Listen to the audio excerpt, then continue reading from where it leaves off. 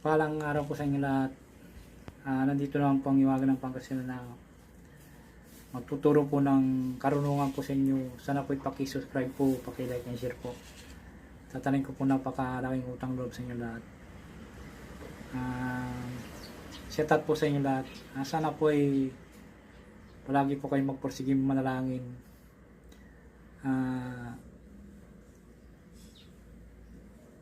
Kung wala po kayong alam po na puder po, pwede na po yung magdasal ng isang ama namin, Baginong Maria, sumasampalataya, at luwalhati po. Tapos iipon nyo sa dibdib po nyo. Kung gusto nyo po talaga matutong manggamot po ay kumuha po kayong puder. Ang sinasabi kong puder po ay napakabisa po na puder na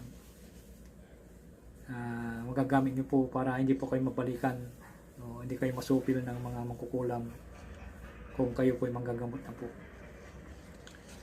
Napaka-importante po yun na sa magpudir, bakod, balabal, pondo, para kung po kayo pwede na po kayo manggamot.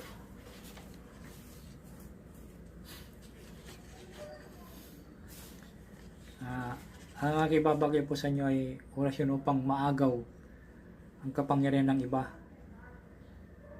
Ito pinapaka-importante po ito na pang-agaw ng kapangyarihan ng iba. Ang pwede pong agawin lamang po dito ay yung ginagamit sa kasamaan. Yung halimbawa po yung gumagawa po ng kabutihan tapos gagawa po ng kasamaan. Pwede nyo po itong kunin po yung kapangyarihan niya.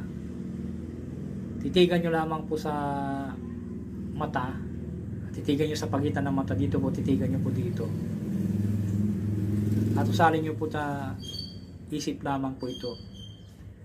At pagdating po sa po, sabay padyak yung paa niya po. Kanang paa.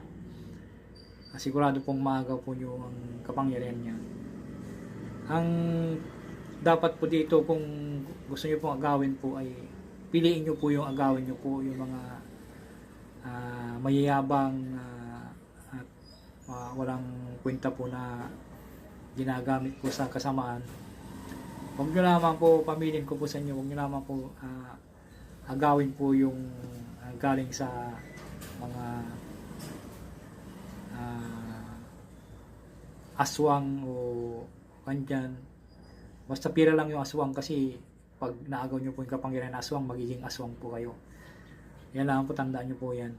Pwedeng agawin yung kapangyarihan ng mangkukulam,